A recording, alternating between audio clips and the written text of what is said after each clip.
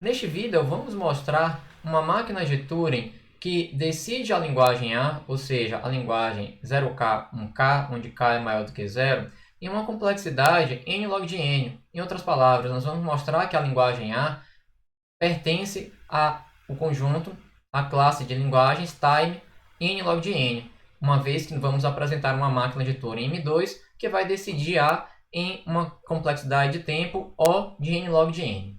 Então vamos entender primeiro o funcionamento dessa máquina de Turing M2. Com uma entrada W, o que essa máquina vai fazer?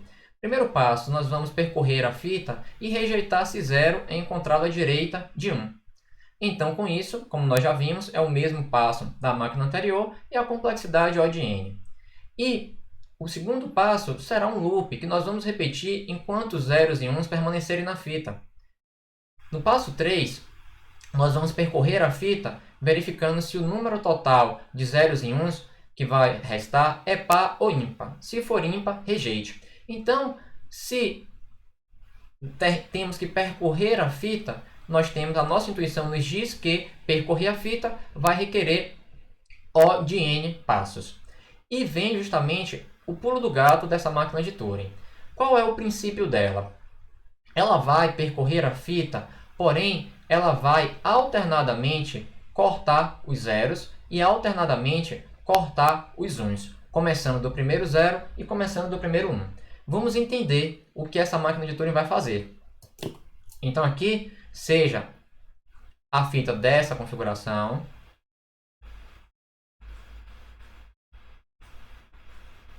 então aqui nós temos uma sequência de 0 a 4, 1 a 4. Então veja que essa palavra 0 a quarta, 1 a quarta, é uma palavra que deve ser aceita, que pertence à linguagem A.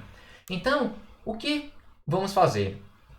Lembrando, nós vamos cortar esse 0 e alternadamente cortamos os zeros. Então, se cortamos esse, o primeiro, não cortamos esse, vamos cortar esse, não cortamos esse. Acabou os zeros. Então, vamos cortar esse 1, não cortamos esse 1. Cortamos esse 1, não cortamos esse 1, branco. Então, veja que nós passamos uma vez pela fita, indicando que essa complexidade vai ser aproximadamente uma função linear, então O de n. Então, aí nós teríamos que voltar o cabeçote da fita. E o que vai acontecer na próxima iteração? Bem, eu vou... Então, aqui, esse está cortado, esse está cortado, esse está cortado, esse está cortado. Então, o cabeçote moveria para a primeira posição. Então, nós começaríamos. Esse nós cortamos, esse nós não cortamos. Acabou os zeros. Então, cortamos esse 1, não cortamos esse 1, acabou. Então, mais uma vez, O de n, voltando o cabeçote, o que nós teríamos... Vou replicar mais uma vez. 4 zeros, 4 uns, esse está cortado, esse está cortado, esse está cortado, cortado, cortado, cortado. Então, o cabeçote moveria para cá e o que nós faríamos é pularíamos esses zeros cortados e cortaríamos esse zero e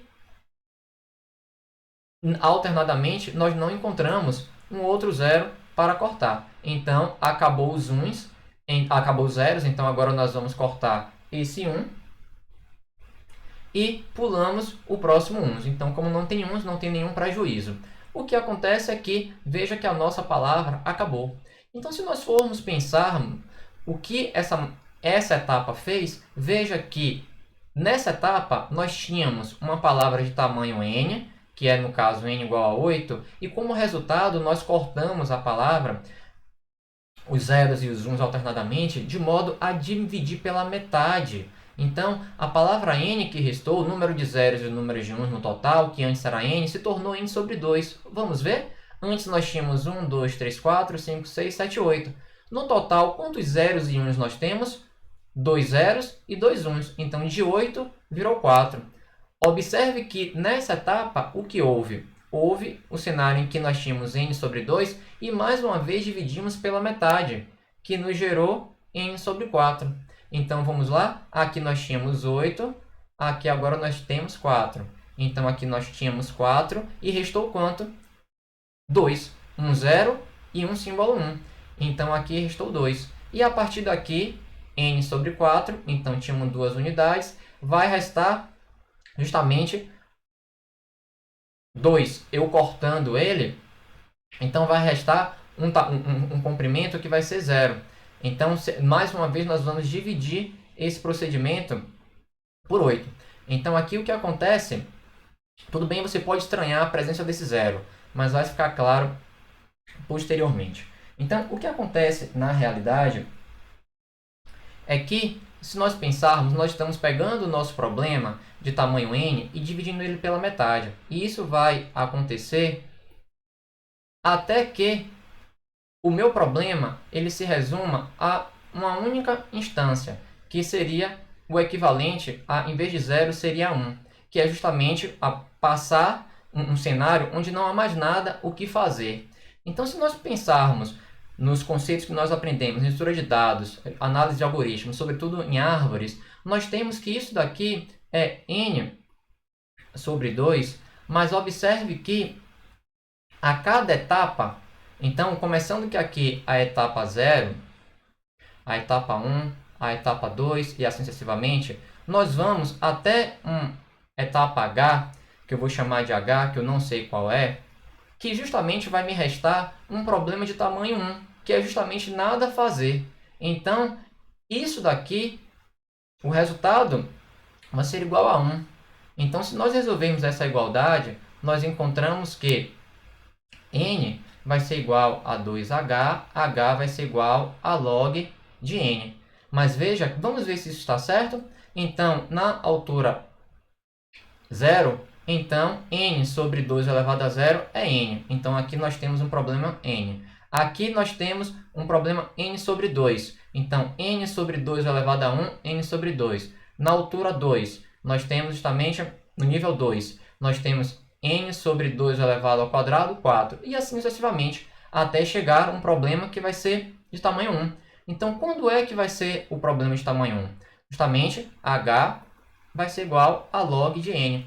E então, precisamos contar quantos elementos tem. Então, vai ser o último menos o primeiro mais 1. Log de n menos 0, log de n mais 1. Então, no total, nós temos log de n iterações.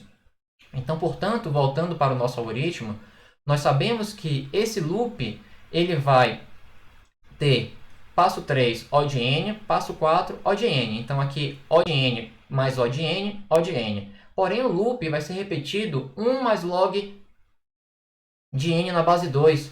Então, o que nós temos? Nós temos que